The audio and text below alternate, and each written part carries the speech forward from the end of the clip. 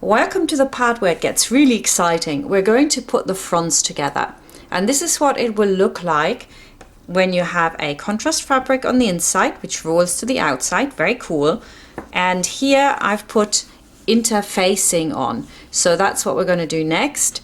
And on this little one here, that's what the front will look like after we've completed this step. Here I'm using interlining instead. Both of the pieces will have reinforced corners here because that's where the collar is going to go, and that's the shoulder. So let's get started with putting the front together. If you're using interfacing, the next step is to iron this to the lining of your jacket. As with most things that you iron on, again, no steam. But as you can hear, my iron here does not turn off the steam. I mean, it doesn't matter where it sits, unless you turn it all the way down, it will just have steam. But on most interfacings, it's fine anyway. I have to tell you that the quality of your iron-on interfacing really matters. There's lots of interfacing which just melts, sticks to the iron, and you can see here that I'm ironing this really hot, and it doesn't stick to the iron. So it's worthwhile getting a good quality one and not getting the cheap one from the market. Next step on our adventure is to close our seam. That's our center back here. And we're just putting the fronts on top of each other, and you pin it, and it's going to be a 1 centimeter seam allowance, as it always is. So that's on your lining. Now we're going to have a look at the shell fabric, because I'm using linen, and regardless of whether I'm using this part also as the inner facing or lining to roll to the outside, such as here, or whether I'm just using it for the outside and I have a cotton inside. Whenever you're using it, it is a very good idea to reinforce the areas which could stretch. And in order to do that, I'm usually using some remnants for that. So whatever you have left over from your interfacing, you just want to cut yourself some strips that we can use to fix onto these areas so that they are nice and firm. So you can put strips everywhere. You can go strip crazy, and I'm going to show you now how that works. We want to put these on the underside of anywhere where we've worked with this linen and it might fray, because don't forget we're going to have the collar sitting right in here, so that wants to be very firm. We don't want this to rip or fray, regardless of whether this is used as the lining or as the upper material. So let's see how that works. Because fabric moves to no end, right? Especially this linen. It might be a good idea before you iron it on for you to put on your pattern piece like this and see if it's moved before you fix it in a certain position. Can you see here? So if you put it onto your pattern piece and you can shimmy it in and then you give it a little steam, then you know it's in the right position. I'm leaving my pattern piece underneath it. It's all coming up because I've just ironed it, but I don't care. I'm just going to use it like that to make absolutely sure I haven't stretched it, and then iron my interfacing on, actually making it worse than it would have been, right? So just a few bits, and once I've got this on, I can remove my paper from underneath and give it a really good go over. Right. And we've got it on that side, so I'm just sticking it to so it doesn't come off. Now I can move it off my paper, and I've got it in exactly the right position. Any fabric that moves, it's a really good idea to do this. Now I can stick it on properly, just put on my iron and count to 8. So I'll repeat that on the other side, and then that really is going to be perfect. Now I've strengthened all this part here, then it's your decision whether you say, more, I'm going to strengthen this as well. This is a really nice like wedding bolero or something. So if you are, for example, doing a wedding party and you're actually selling this bolero for enormous amounts of money, you might want to do that as well. Now we got one more thing to do before we press on and sew it all together. You can do it now, you could do it later, but we are going to cut off the 1 centimeter seam allowance here of our pattern. And if you're going to use the same pattern again, I would really recommend that you do not throw this away, because you're going to pick this up in a month's time and you're going to think that's it and you're going to forget about it. So make sure that you attach this too. I'm just going to pin it, so next time I use this pattern I don't go on autopilot and cut it out here, because you'd have to quickly sellotape it back on. What we want to mark now is where we're going to have this point where we're going to have the collar sitting. And then I'm going to draw a line. You can do a pencil line as well. That's also fine. I'm just going to put that down there, so that when I come to sew this, I know that that's my point. That's really important. You can use a ruler instead. So that's another option. So many options. You draw your centimeter here, and you draw it there, and you connect, and that will give you the same result. So you have to say, prefer this method or I prefer that method. And now I can sew together the center back, and I'm ready to go. Iron the seam flat as you do, and iron it apart, and you'll be making a truly beautiful bolero. And this time I've called it Paris, because I think it's like a day in spring in Paris. This is what it looks like if you're using the interfacing instead of using the other option, which of course is using an interlining. Then you don't need to do any of this. But you also want to mark it on the interlining, because you don't want to get it wrong. And in this case, I'm just going to use my ruler to mark my 1 centimeter on here. So if you've done that, you need to do this. Go down, mark it here, connect it,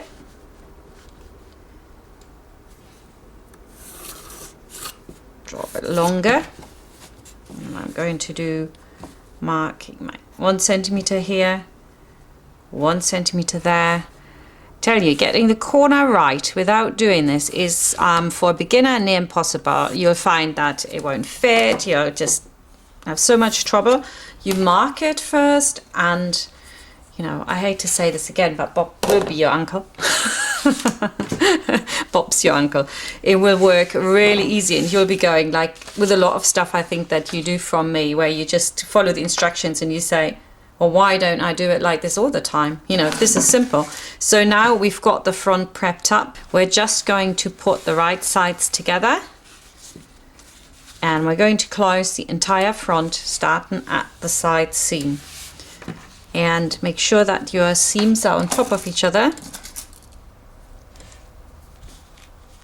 like this, and down here as well. Something has moved while you were cutting it, so it's quite important that they are exactly the same. So here, for example, I'm going to just trim that to make it straighter, but it's a tiny bit, so don't start cutting away things that are like that, then that's definitely not going to help your sewing. And once I've put my pins into this one, I can remove the pins on the inside. Of course I won't need them anymore, and they might get in the way. So same technique, going all the way around, making sure this sits on top of each other nicely here. There we go.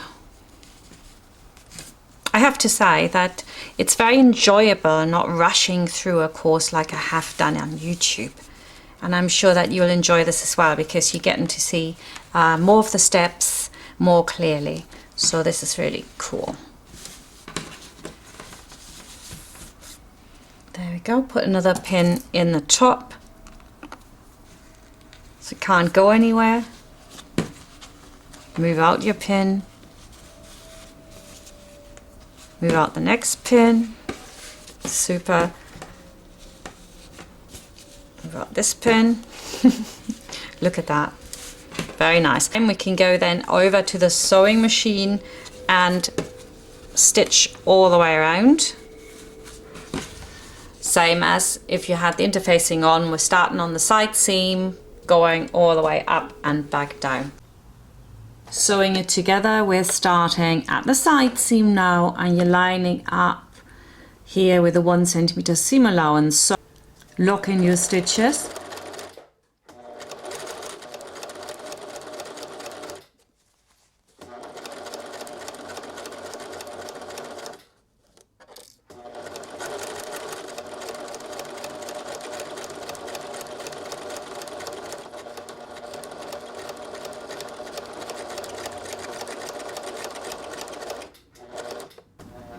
So I get to the corner. You can reduce the stitch length if you want to, but you could leave that step.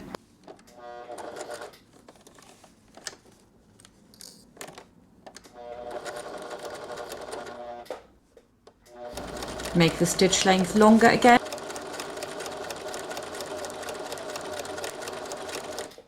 When you're sewing around a curve, make sure that the needle is down, lift the presser foot and then turn it.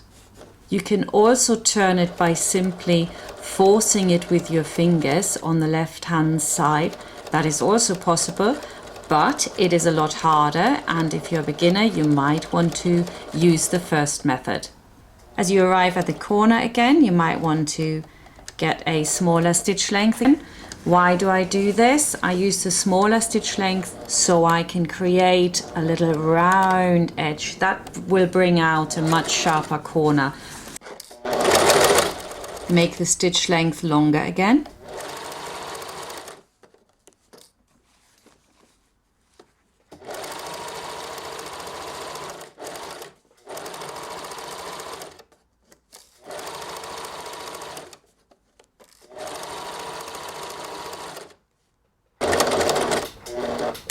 And start moving around.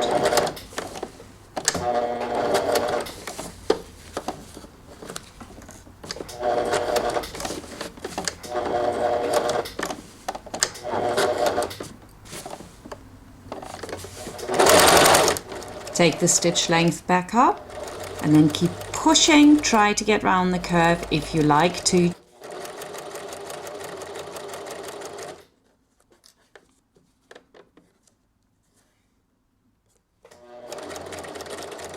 And my last corner, stitch length down again.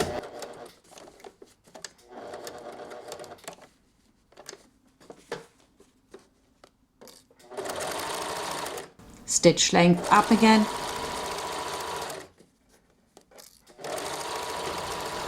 And there you go. So now at this point, this is my lining side, this is my upper side. The method, whether you use interlining or interfacing, is exactly the same. I can now remove the rest of the pins here. I'm getting close to doing the collar. So exciting. And I can now cut this all back if I want to. In the corners I don't actually need to, maybe just a tiny little bit here so it's not too wide, because we're going to fold this in and that's going to give us a really nice corner anyway. The fabric isn't that thick, so we're leaving it as is. But where it comes to the curves, of course we need to really cut that to the seam, so that when it's turned to the inside it doesn't have any tension on it. Let's have a look what it does when it lies to the inside. Here you can see it needs more space, and that's why we're cutting it right to the seam. I'm going to cut back my interfacing here because I have got a lot of layers, so I'm going to just let my scissors slide in there. Don't be scared. It's not going to cut into anything else because I'm having a lot of tension here while I'm holding it. And I can just cut the seam allowance back there as well while I'm at it. Go back in, grab it. Left hand always helps out. Just cut that top layer back so it doesn't all sit in the seam and makes it unnecessarily thick. If you wanted to, you could do the same, of course, here. Could have done it before. Now I'm going to end up with all these little bits. But there you are. But you can.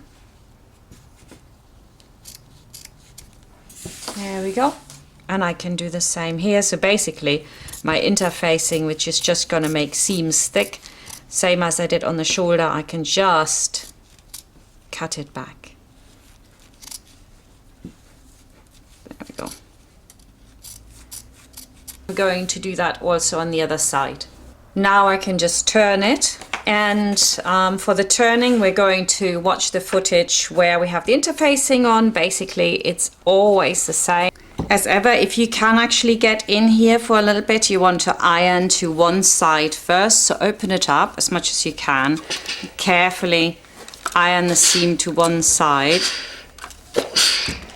I can only do it in certain places. It won't do it here, of course, and I won't really be able to do the curve, but I can do it along the collar. So I'm just going in here as much as I can, and I'm going to iron my seam to one side.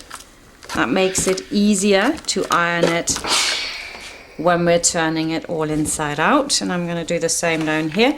It's like sewing in the bag. There we go. Beautiful. Right, turn it. And now we want to do the corners. If you have done the waistcoat, you already know this little trick. You fold this over, fold that over, hold it. You can cut it back as well and get a good result, especially if you've got thick fabric. And then we have got the corner here. Now, when you are moving out a corner, never go into the center. Always come from the side, always to get your corner. And if you find it's too thick for some reason, then you can go back in and reduce it.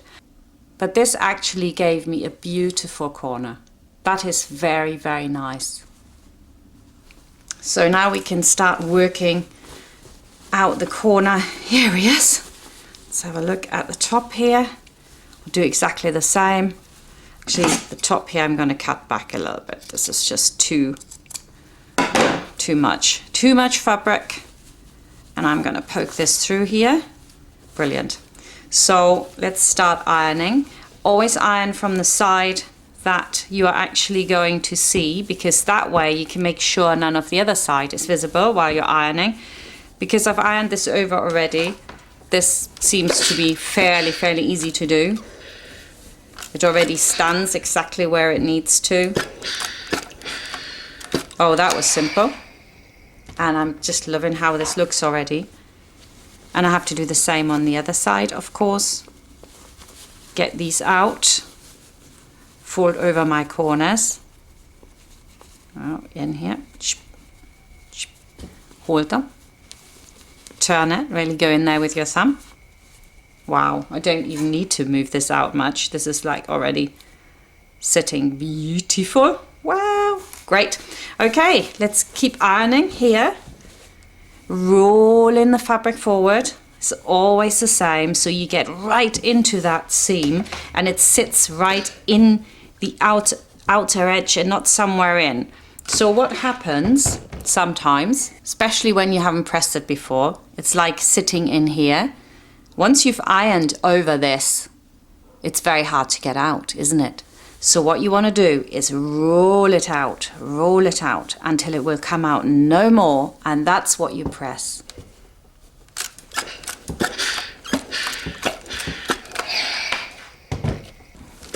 And I can go over it. Cool. Last bit, roll the seam, roll it until it's in there. And then lots of steam and press it. That's going to be our front. I think that's very nice, very cool looking. It's a very nice tall collar as well. So now you're actually ready to put the collar on and in.